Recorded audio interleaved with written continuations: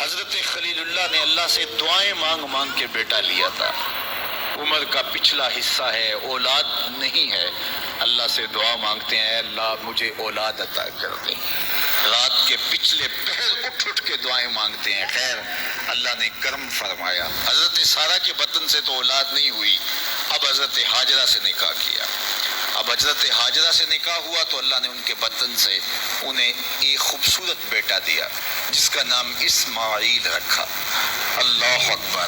اللہ کی کتنی بڑی آزمائش تھی. اللہ کی طرف سے آواز آئی، میرے حکم کی تعمیل کرتے ہوئے اپنی زوجہ کو اور اپنے بیٹے کو وادی غیر ذی زرع میں چھوڑاؤ. تو پھر وہ آج جہاں کعبۃ اللہ ہے، یہاں پہاڑوں کے بیچ حضرت ہاجرہ کو چھوڑ کے حضرت خلیل اللہ واپس چلے گئے.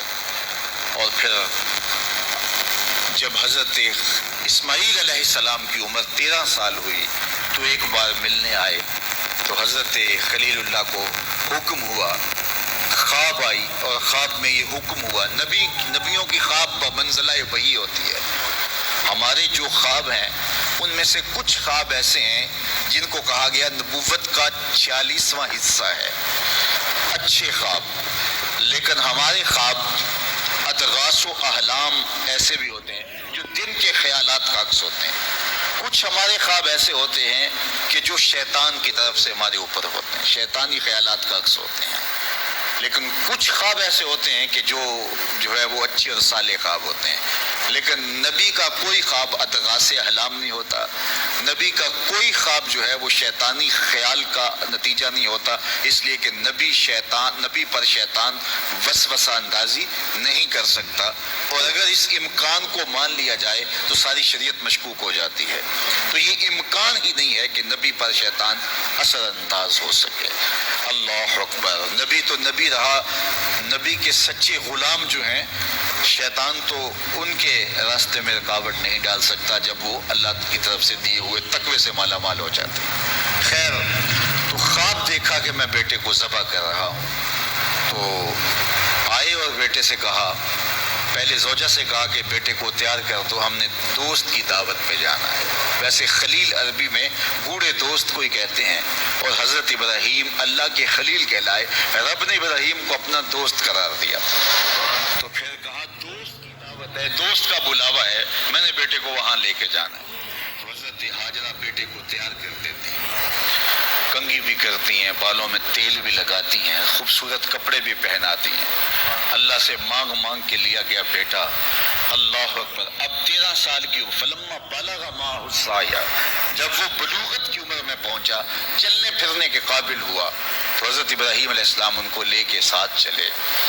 اور راستے میں جب یہ منظر دیکھا کہ باپ بیٹے کو اللہ کی رضا کے لیے ذبح کرنے جا رہے، تو شیطان کے تن بدن میں آگ لگ گئی. قیامت تک یہ نقشہ دنیا دیکھے گی. کیا منظر ہوگا! خدا کی رضا کے لیے یوں بھی اظہار کیا جاتا ہے. تو وہ حضرت ابراہیم علیہ السلام کے پاس آیا. ابراہیم، ایک خواب کے سہارے بیٹے کو ذبح کرنے جا رہے ہو، اللہ کو راضی کرنے کے اور تھوڑے طریقے ہیں. تو حضرت خلیل اللہ نے پتھر اٹھا کے اس کے جو ہے وہ مارا، کہا ہٹ جا، میرے پاس ایک اسماعیل ہے، 1000 اسماعیل بھی ہوتے، قربان کر دے. یہ وہی جگہ ہیں. پھر حضرت اسماعیل کے پاس آیا تو انہوں نے بھی یہی بات کہی، کہا کہ ماں کی ممتا بڑی کمزور ہوتی ہے. تو حضرت ہاجرہ کے پاس آ گیا، کہا کہ شہزادہ کدھر ہے؟ کہا دوست کی دعوت پہ ان کا باپ لے کے گیا ہے. کہا نہیں، دوست کی دعوت نہیں ہے، وہ تو ان کو ذبح کرنے لے جا رہا ہے. کہا کوئی سوچ کے بات کر، دعائیں مانگ مانگ کے لیے رب سے اپنے ہاتھوں سے ذبح کر دے گا. دنیا کی تاریخ میں ایسا کبھی ہوا نہیں کسی باپ نے اپنے بیٹے کو ذبح کیا ہو اور بیٹا نافرمان ہو، تب بھی کبھی ایسا نہیں ہوا. یہ تو وہ بیٹا ہے کہ جس کی پیشانی میں اجالے رکھے ہوئے ہیں، جس کی چمکدار آنکھیں خیرہ کر دیتی ہیں. کیا اس بیٹے کو ذبح کرے گا؟ اور باپ کتنا نرم دل، پھر مانگ مانگ کے لیا، مجبور ہو گیا کہنے لگا کہ وہ اسے اللہ کا حکم کہتا ہے. تو حضرت ہاجرہ سلام اللہ علیہ نے کہا ظالم بھاگ جا، اگر اللہ کا حکم ہے میری گود میں ایک اسماعیل ہے، 1000 اسماعیل بھی ہوتے قربان کر دے. یہ انوکھی داستان تھی جو کائنات میں رقم ہونے جا رہی ہے. یہ کوئی افسانہ نہیں ہے، یہ امر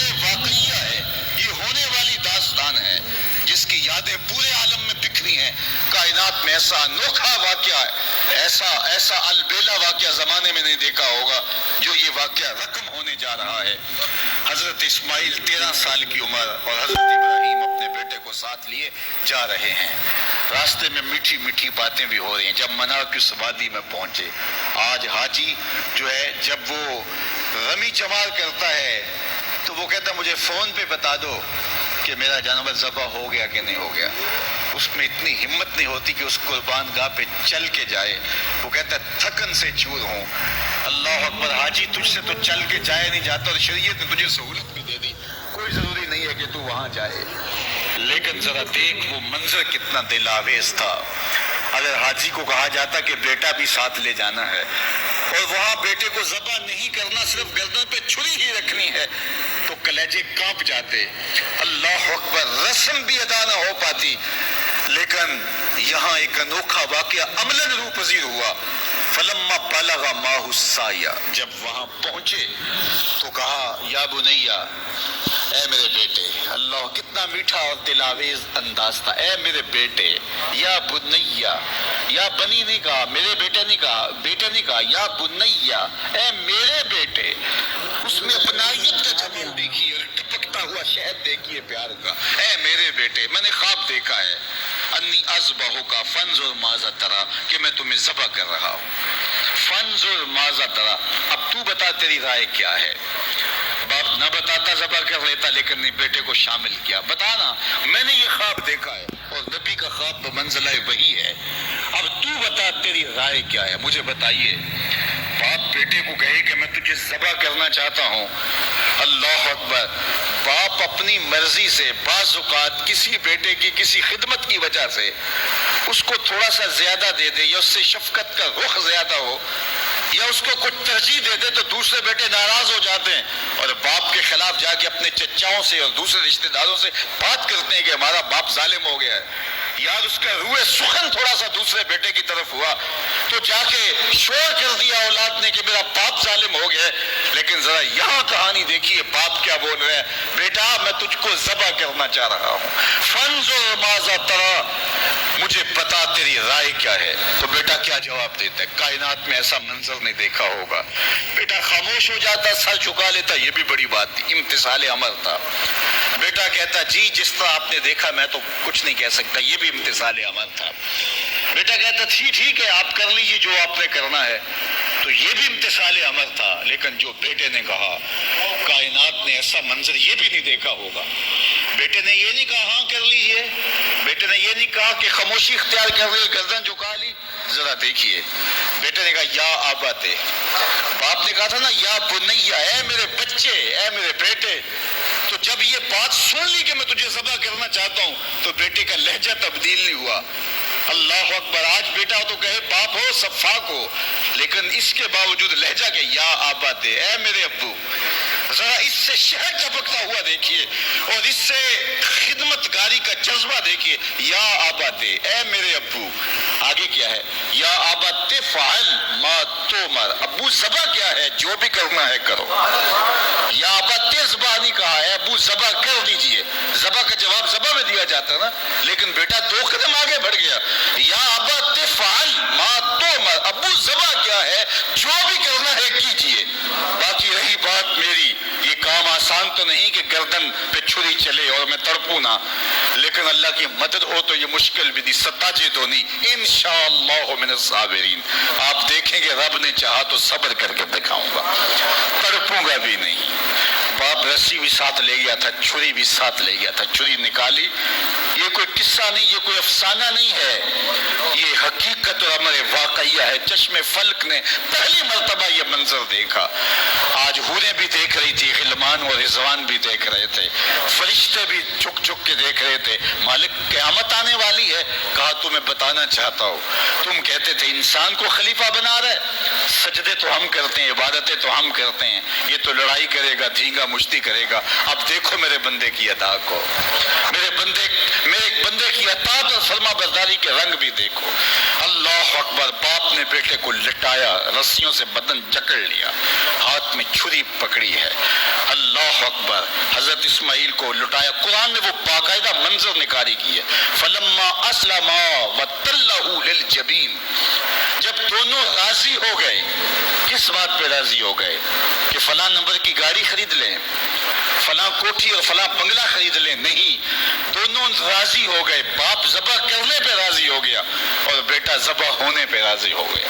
اسلام اسے کہتے ہیں فلما اسلما، یہاں لفظ جب دونوں نے رضا کر لی، طے کر لیا، دونوں نے سر چکا لیا، الاسلام گردن نہادن، اسلام کا معنی گردن رکھ دینا، تو دونوں نے جب گردنیں رکھ دی اللہ کے حکم پر، باپ ذبح کرنے پہ تیار ہو گیا اور بیٹا ذبح ہونے پہ تیار ہو گیا۔ سینے میں دل رکھنے والے ہو، بیٹے کا ذبح کے لیے تیار ہو جانا چھوٹی بات نہیں تھی، لیکن باپ کا اپنے ہاتھوں سے بیٹے کو ذبح کرنا یہ اس سے بھی بڑی بات تھی۔ یہ تماشائے لبے بام نہیں تھا، لیکن آج زمانہ اس منظر کو دیکھ رہا ہے، منا کے سیاہ پہاڑوں میں یہ کہانی رقم ہونے جا رہی ہے۔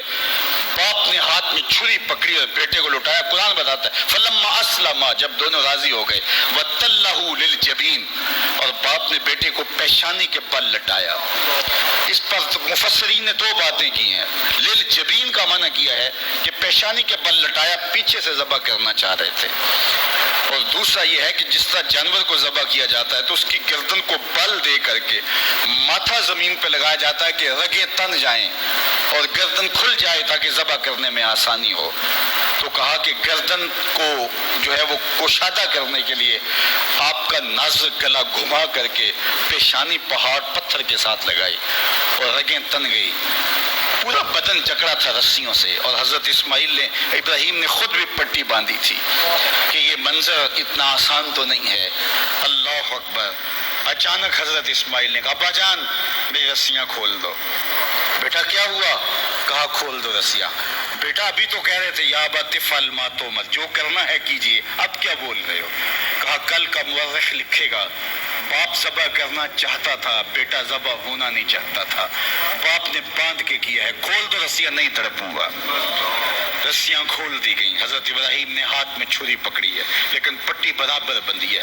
بیٹے فلما اسلما وتلہ للجبین، اللہ اکبر، تو پوری قوت کے ساتھ چھری کو نازک ریشم جیسی گردن پہ رکھا۔ ابراہیم تیرے حوصلے پہ قربان، اسماعیل تیری فرما برداری پہ قربان۔ اقبال بولے یہ فیضان نظر تھا یا کہ مکتب کی کرامت تھی، سکھائے کس نے اسماعیل کو آداب فرزند۔ بیٹا لیٹا ہے، رسیاں بھی کھلی ہیں، تڑپتا بھی نہیں ہے، آہو فغاں بھی نہیں کرتا، آنکھوں میں آنسو بھی نہیں ہے۔ باپ نے ہاتھ میں چھری پکڑی ہے، بیٹے کی نازک ریشم جیسی گردن پہ رکھی اور پوری قوت سے چھری کو دبا دیا، لیکن ہوا کیا کہ ایک بال بھی نہیں کٹا۔ چھری کو پاس پڑے پتھر پہ مارا، لکڑی پڑی تھی، پتھر پڑا تھا، مارا، وہ کٹ گیا۔ لما تقطعی یا سکین، اے سکین ہے چھری تو کیوں نہیں کاٹتی؟ اللہ اکبر، چھری نے زبان حال سے آواز دی ابراہیم الخلیل یامرنی والجلیل ینہانی، خلیل مجھے ایک بار کاٹنے کا کہتا ہے، وہ خلیل، وہ کبیر، وہ رب، وہ جلیل 70 بار کہتا ہے، خبردار ایک بال بھی کاٹا۔ کہا تیرا کام تو کاٹنا تھا۔ چھری بولی آگ کا کام بھی تو جلانا تھا، جس نے آگ کو جلانے سے روکا آج اس نے مجھے کاٹنے سے روک دیا۔ سمجھے، اس سے یہ بھی تو نتیجہ نکل سکتا ہے چلو جان چھوٹی، میرا قصور تو نہیں تھا، لیکن اللہ کے حکم کو پورا کرنے کا جذبہ تھا۔ پتہ نہیں دل میں کیا بات آ گئی کہ چھری کو روک دیا گیا۔ پھر استغفار پڑا اور چھری تیز کی اور گردن پہ رکھ کے پورا زور لگا دیا، گردن کٹ گئی، خون بہنے لگا۔ خوش ہو گئے کہ بڑا کام تھا کر گزرا، جلدی جلدی پٹی کھولی تو دیکھا ذبح ہونے والا بیٹا نہیں دمبا تھا۔ اللہ اکبر، دمبا پڑا تھا اور بیٹا پاس کھڑا مسکرا رہا تھا۔ تو حضرت خلیل کی زبان سے بے ساختہ نکلا اللہ اکبر، تو حضرت اسماعیل بولے لا الہ الا اللہ واللہ اکبر۔ پاس جبریل کھڑے تھے، کہا اللہ اکبر وللہ الحمد۔ آواز آئی فلما اسلما وتلہ للجبین ونادیناہ ان یا ابراہیم قد صدقت الرؤیا انا کذالک نجزی المحسنین۔ آواز آئی ابراہیم تو نے واقعی خواب پورا کر دکھایا، تو نے تو اپنے گمان میں بیٹے کی گردن پہ چھری چلائی، لیکن یہ ہم نے اس وقفے میں دھنبا رکھ دیا، تم نے واقعی خواب پورا کر دکھا۔ وَفَدَيْنَاهُ بِذِبْحٍ عَظِيمٍ، ہم نے ان کے جو ہے بدلے میں ایک دنبا دے دیا، اور ہم نے اس کو پچھلوں کے لیے سنت رکھ دیا۔ آج منا کی وادی میں حاجی وہاں جا کے دنبے کی گردن پہ چھری پھیر رہا ہوتا ہے، وہ یادگار آج اس مذبح پہ، آج اس منصب پہ جہاں بیٹے کی قربانی کے لیے حضرت خلیل چھری ہاتھ میں لیے کھڑے تھے، آج 40 لاکھ جانور قربان ہو رہے ہیں اور پوری دنیا کے اوپر قربانیاں ہو رہی ہیں۔ اللہ اکبر، وہاں آواز آتی ہے سلام علی ابراہیم، اے ابراہیم تیرے اوپر سلام۔